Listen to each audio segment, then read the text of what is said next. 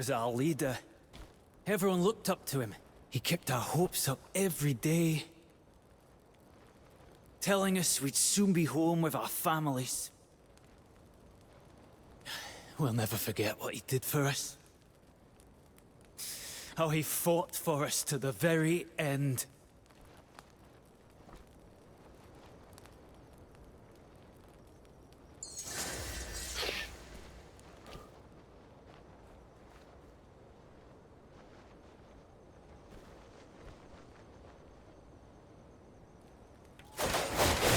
No, you gotta be kidding me. If I hit someone or hurt them, that is the biggest amount of BS.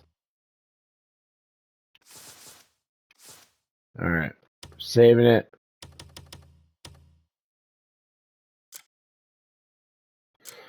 Dude, I'm almost tempted. Oh, man. Oh, I've been playing this game for 4 hours? Sick.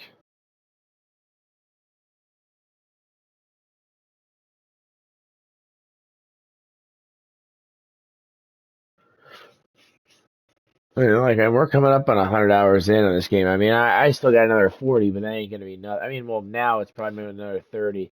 So, like, it ain't gonna be nothing before we hit the 100 hours in. And then, Starfield's gonna be next. I'm super excited for this game because like I love Skyrim but I played it so much on like every single console. And now it's just kind of a I play it on my Switch as like a Game Boy game. That's how I use my Switch, it's like a Game Boy pretty much.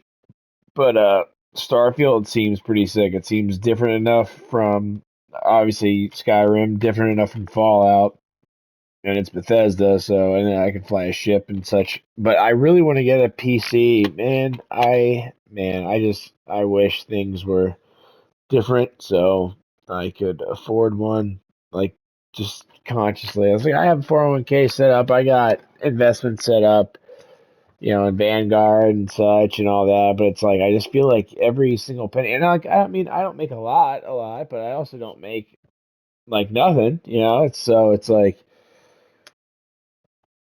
what are you gonna do? It's like when things are the way they are and they're so uncertain. It's like you're like, man. Well, I mean, like even like 100, 100, but even I like $100 obviously, but like I'd say even like $10. Like sometimes, like should I really waste it on that? Because like one day, like water might be this amount. Like and I'm not saying soon or anything like that, but just you never know. It's just like you just never know. It's like yeah, that $10 might matter, and I've lived growing up. Never really wanted for anything. Uh, and then I mean, I traveled for years, and so that was a privilege too, being able to grow up and then being able to travel the way I did for years. I literally traveled for 3 years, like pretty much. I was just like just I pretty much just left the East Coast and just like drove in a car. I got my car, loaded my Jeep up, just took off, did like pretty much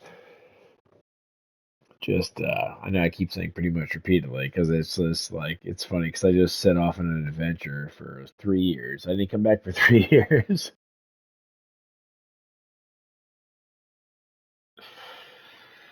And then yeah.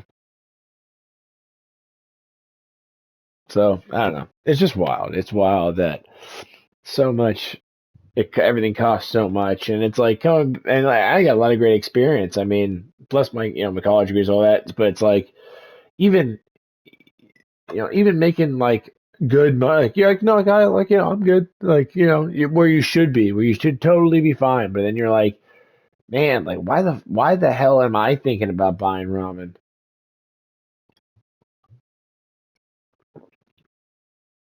I don't know.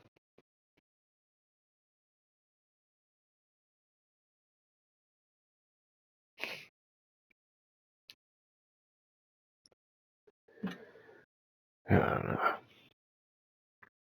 And like, not to be sexist, but being a white male in this country is kind of tough sometimes too, where it's like everyone hates you.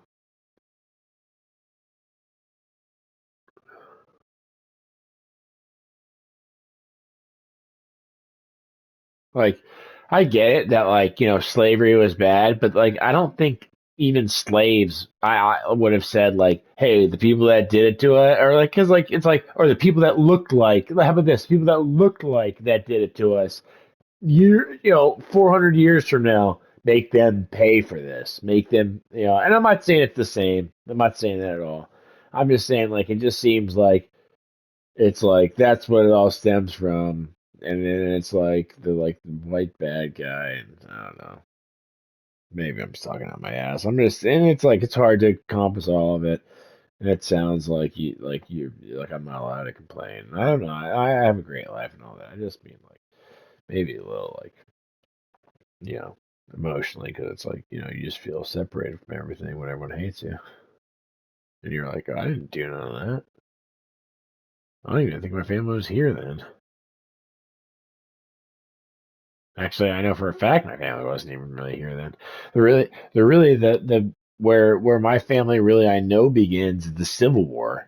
So, and we're in the North. So, I mean, what's that tell you? Like literally, I have it. There's a sword from the Ladies of Artillery, which, if you know anything about them, they did like a thing where it's like they did ceremoniously swords to children of veterans of the Civil War.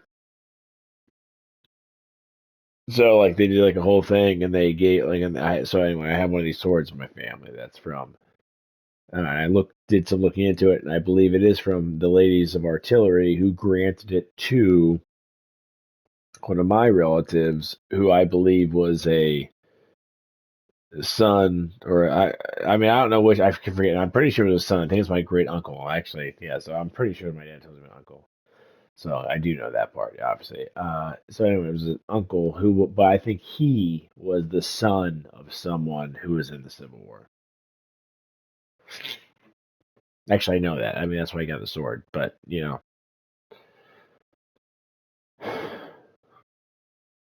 that's where my family starts.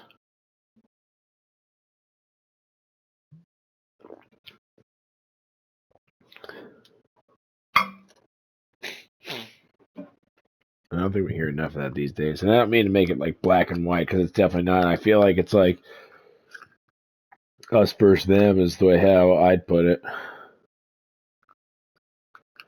And honestly, I don't care what shade of brown you are, because even me, being a white guy, it's like I ain't really white.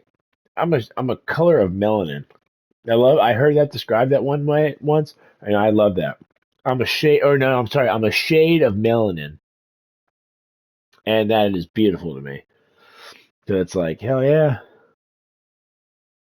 damn right, brother.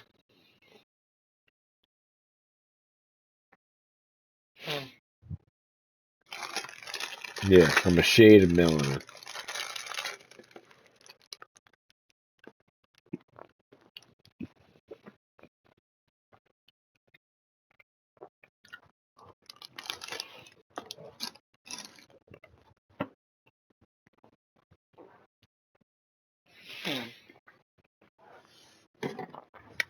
All right, all right. Peace easy, stay breezy, lemon squeezy. Oh wait, let me